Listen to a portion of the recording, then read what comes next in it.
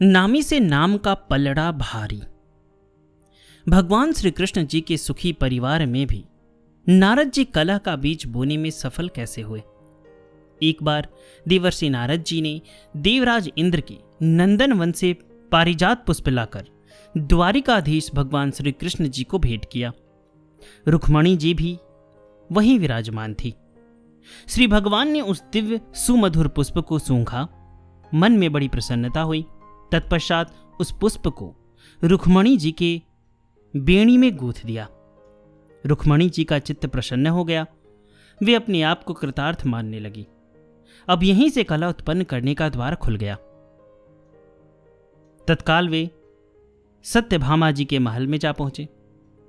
कुशलोपरांत नारद जी ने कहा कि हे देवी, सुनो, मैं स्वर्ग लोक से तरोताजा सुगंधित पारिजात का पुष्प लाया था, इस विचार से कि यह पुष्प मैं श्री कृष्ण जी को समर्पण करूंगा, जिसे श्री कृष्ण जी अपनी परम प्रिया सत्यभामा जी को देंगे। परंतु इसके विपरीत हुआ। मेरे देखते ही देखते वह पुष्प श्री कृष्ण जी ने रुक्मणी जी के केसों में गूंथ दिया। इससे मैंने यह अनुमान लगाया कि आपकी अपेक्षा महारानी रुक्मणी जी परम प्रिया है, इसलिए तो उनके महलों में भी वे अधिक समय बिताते हैं। इन बातों को सुनकर मुरझाए हुए फूलों की तरह सत्यभामा जी का चेहरा मलिन हो गया। ओठ फड़कने लगे, भौवें चढ़ने लगी। सौतिया डाह से जल भुन गई। दिल मचल उठा। कुछ कहने करने को विवश हो गई। सत्यभामा जी मान कर बैठी, जो कि स्त्रियों का एक प्रमुख अस्त्र है। मान का पान हीरे के समान। जब श्री कृष्ण जी को पता चला तो वे समझ गए कि यह सब चालबाजी सिवाय नारद जी के और कौन कर सकता है। किंतु नटवर नागर छलिया के लिए तो यह कोई दुष्कार्य नहीं था। श्री कृष्ण जी ने सत्यभामा जी को यह आश्वासन देकर मान छोड़ाया कि रुक्मणी जी को मैंने सिर्फ एक पारिजात पुष्प ही दिया है, आपके लिए तो मैं पारिजात का वृक्ष ही ला दूंगा। जी भरकर उसमें से पुष्प उतारना, फिर श्रृंगार करना। इधर भौमासुर का अत्याचार बढ़ा हुआ देखकर देवेंद्र जी ने श्री कृष्ण जी से सहायता मांगी। श्री कृष्ण जी जब भौमासुर से संग्राम करने गए तो संग में सत्यभामा जी को भी लेते गए। इनको साथ में ले जाने का कारण यह था कि भौमासुर पृथ्वी जी का पुत्र था। पृथ्वी जी ने भगवान से यह वरदान मांग लिया था कि जब मैं कहूं तब इसे मारना। सत्यभामा जी भूदेवी का अवतार थी, अतः इनके कहने से भी वरदान की रक्षा हो जाएगी। ऐसा समझकर भगवान इनको अपने साथ ले गए। युद्ध में इन्हें अपने पीछे कर लिए थे। जब भौमासुर ने श्री कृष्ण पर विविध अस्त्र शस्त्रों की वर्षा की तो 2-4 बार सत्यभामा जी को भी लगा। तब इन्होंने घबराकर कहा कि प्रभु, शीघ्र ही इस दुष्ट को मार डालिए। इसी बात की तो प्रतीक्षा थी। बस प्रभु ने तुरंत ही उसे मार डाला।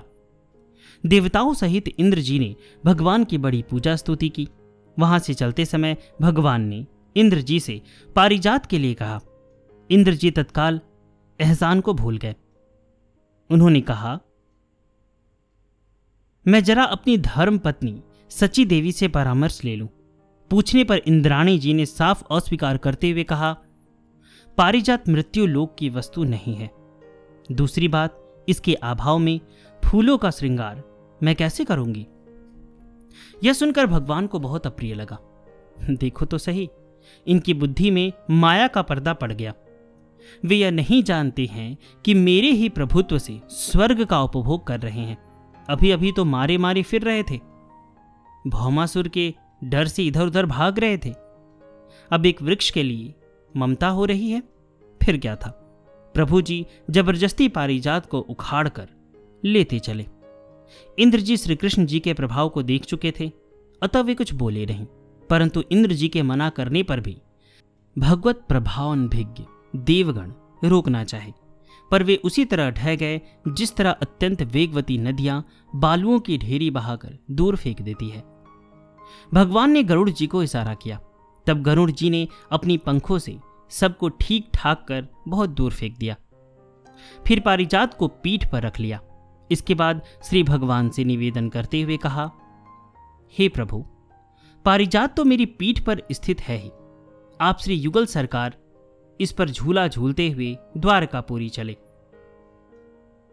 सत्यभामा जी पारिजात को पाकर अत्यंत प्रसन्न इसलिए हुई कि भगवान श्री कृष्ण जी अन्य महारानियों की अपेक्षा उन्हें अधिक प्रेम करते हैं। आंशिक रूप से मन में अहंकार जाग उठा। इस प्रणय लीला को सदैव स्थायी रखने के लिए सोच ही रही थी कि हरे राम राम राम हरे हरे, हरे कृष्ण कृष्ण कृष्ण हरे हरे का संकीर्तन करते हुए नारद जी का वहां पर आगमन हुआ। कुशलोपरांत नारद जी ने कहा कि हे देवी, पारिजात प्राप्ति की अभिलाषा तो आपकी पूर्ण हुई, अब तो आप संतुष्ट हैं ना? उत्तर मिला, हाँ भगवन, आपकी अहेतु की कृपा से। लेकिन एक बात और है महामुनि। कौन सी ऐसी बात है, शीघ्र कहो। सत्यभामा जी ने कहा, देवर्षि, अब तो आप कृपा कर कोई ऐसा उपाय बताइए कि जन्म जन्मांतर मुझे श्री कृष्ण जी ही पति रूप में मिले। नारद जी ने कहा कि इसमें कौन सी बड़ी बात है, आप जो बोएंगे वही मिलेगा। जो जैसा कर्म करता है वैसा ही फल पाता है, इसलिए किसी सत्पात्र को श्री कृष्ण का दान कर दीजिए। सत्यभामा जी ने कहा, अहो भगवन, मैं सत्पात्र कहां ढूंढने जाऊंगी? मेरी समझ में तो बढ़िया सत्पात्र आपसे बढ़कर और कहां मिलेगा? उत्तर में नारद जी ने कहा, मैं तो प्रतिग्रह अंगीकार नहीं करता, किंतु यह सात्विक दान है, इसलिए मैं इन्हें स्वीकार कर लूंगा। भोली भाली सत्यभामा जी ने दान का संकल्प पढ़कर झट से नारद जी के हाथ में जल छोड़ दिया। ठीक उसी समय लीला विहारी भगवान श्री कृष्ण जी भी वहां आ पहुंचे। नारद जी ने सब कुछ बतलाकर अपनी वीणा श्री कृष्ण जी को थमा दी। आगे आगे नारद जी और पीछे पीछे वीणा धारण किए हुए श्री कृष्ण जी राजमहल से बाहर चुपचाप चलने लगे। किसी की ओर पलटकर देखते भी नहीं। धीरे धीरे आंखों से ओझल दूर कहीं दूर होने लगे। सत्यभामा जी ने पहले तो इसे विनोद ही समझा, परंतु देखा कि प्रभु सचमुच चले ही जा रहे हैं। तब सत्यभामा जी को अपनी भूल पर क्षोभ होने लगा। रोने गाने लगी, पुकारने लगी, ठहर जाओ, ठहर जाओ। उन्होंने दौड़कर श्री कृष्ण जी के पीतांबर का छोर पकड़ लिया। सजल नेत्रों से प्रार्थना करने लगी, देवर्षि नारद जी, आप इन्हें लौटा दीजिए।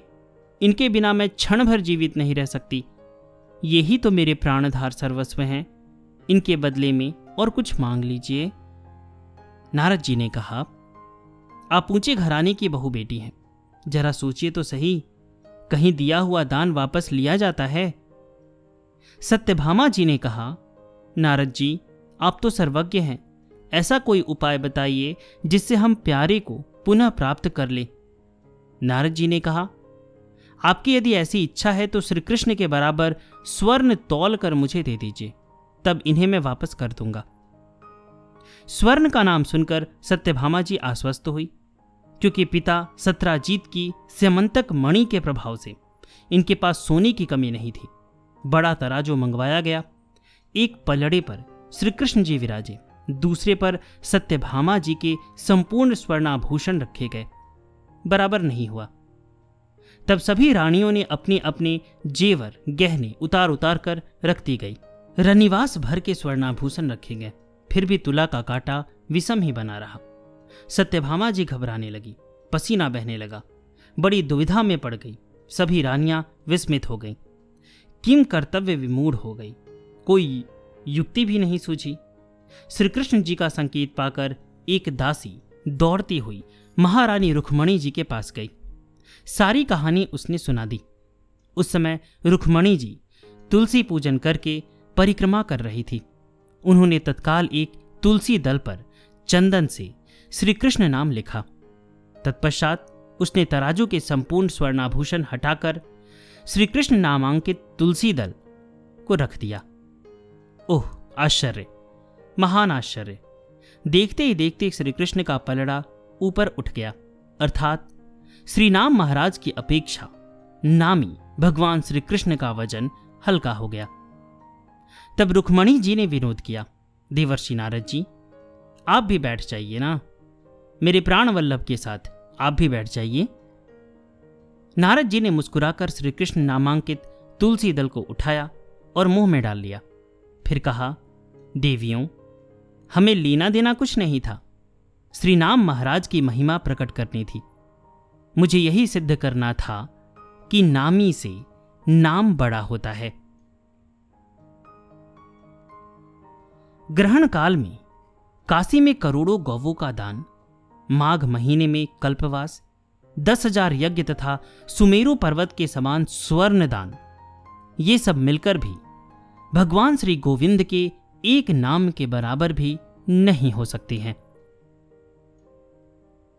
इसलिए हम सभी को जब भी समय मिले नाम जप करना चाहिए और बहुत करना चाहिए। और अगर आप नाम लिख सकते हैं तो लिखना चाहिए। जैसा कि आप लोगों ने मेरे YouTube वीडियोस में देखा होगा, मैं जैसे राम नाम लिखता हूं तो उसको आप रेड पेन से वाइट पेपर पर लिख सकते हैं, नहीं तो गीता प्रेस द्वारा राम नाम लेखन पुस्तक आप मंगवा सकते हैं। गीता प्रेस के वेबसाइट पे आपको मिल जाएगा, या फिर रेलवे स्टेशन पे गीता प्रेस का स्टॉल होता है तो वहां से जाके आप प्राप्त कर सकते हैं, नहीं तो आपको अमेजन पे भी मिल जाएगा। 24 घंटा में एक बार भी जब भी आपको समय मिले आपको राम नाम अवश्य जपना चाहिए। और जब भी हम सोने के लिए जाते हैं तो उस समय हमें जपना ही है, क्योंकि अगर हम राम नाम जपेंगे सोते समय और हमें नींद आ जाएगी तो संतों का कथन है कि जितना देर आप सोए हैं, मान लेते आप 8 घंटा सोए हैं, तो ऐसा कहा जाएगा कि आपने 8 घंटा भजन किया है। तो इसलिए सोते समय नाम जप का बहुत महत्व है।